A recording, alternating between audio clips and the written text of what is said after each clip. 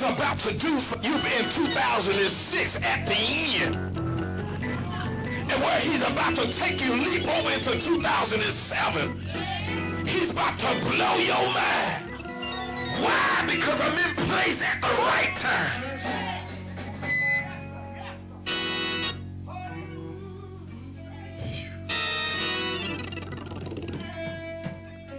I feel God.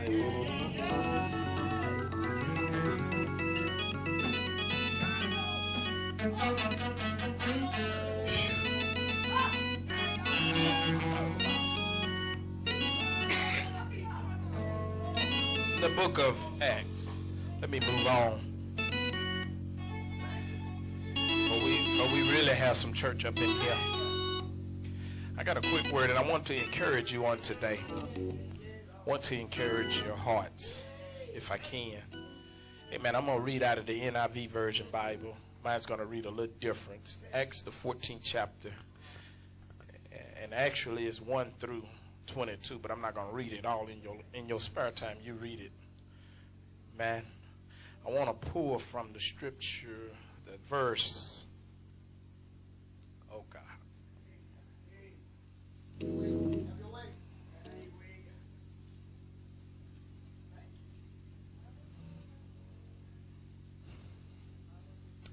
19th verse.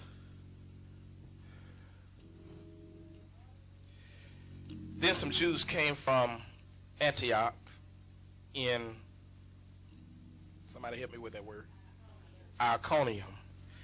The one won the crowd over. They stoned Paul, and they dragged him outside the city thinking he was dead. But after the disciples had gathered around him, he got up and went back into the city. The next day, he and Barnabas left for Debar. They preached the good news in the city and won a large number of disciples. And if I can take from there, from the 19th verse, where they said they stoned Paul and drug him outside the city thinking he was dead. And I arrived at my text, if I can. It said, what should have killed me pushed me. What should have killed me pushed me. And if I can tie into that and close it off with a quotation mark, I was left for dead.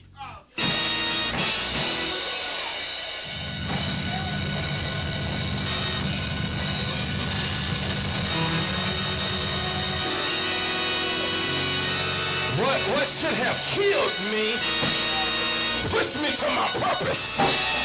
What should have killed me pushed me past all the people talking about me. But they left me for dead.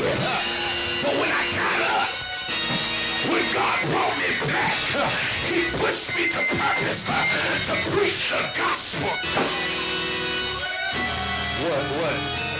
What should have killed me? You may be seated in the presence of God. God, and we thank you for the word. God bless these people.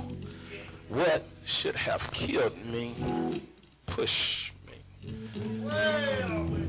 In the state that we're in the situation that we've come to, and the things that have arrived in our lives, we have come to a point in our life where we question God. We asking God, why is all this stuff is happening to me? Why is my situation not getting any better? I come to church, and I come to church Sunday after Sunday, Wednesday after Wednesday. Anytime they have a revival, even anytime I hear a conference in the city, I go to it just to hear a word from you for my situation to change. And I come to realize that my situation hasn't changed. Why is it, God? Maybe some of you don't question God like that because everything is going good in your life. Every situation has the power over your situation. Maybe your bank accounts look good, and maybe your husband is not tripping. Maybe your wife is not tripping. Maybe your friends are not tripping. But I come to a place in my life where situations has to change in my life. Why? Because I'm looking for something from God. I want something that God said he promised me, and I want it. I come to the point in my life where I want to go and get what's mine. Because I want my situation to change.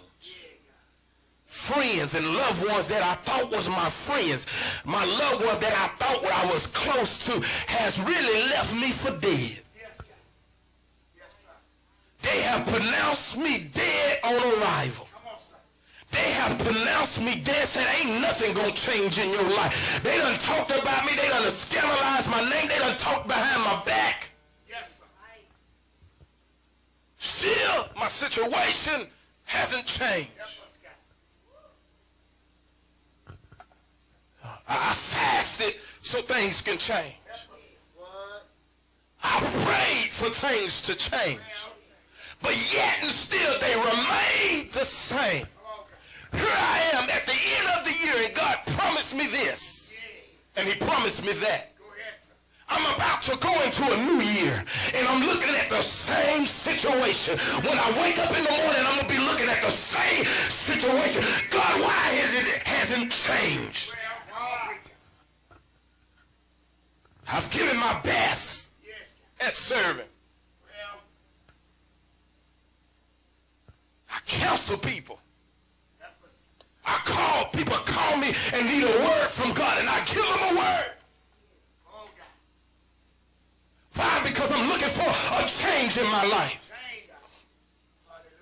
I come to church and the pastor, all he talks about, get into worship, get close to God. And I'm trying everything I know to do to get close to God. And my situation still hasn't changed.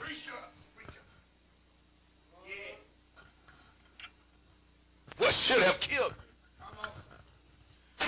Push me. Evangelist, what should have killed me? What should have killed you?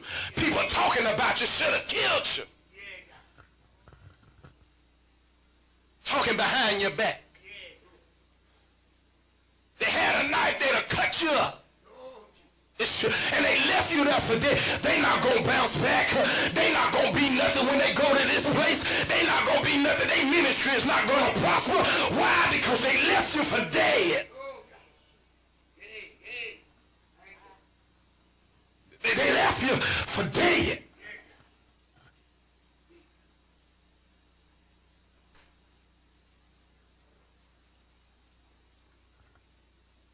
All this time, you've been praying for a change. All this time, you've been asking God for a change. Deliver me, God, deliver me. But were you sincere about it? Were you sincere about the change in your life? Huh? Do you really want God to change your situation? Or you just coming to church out of traditionalism? Huh? Are you coming to church because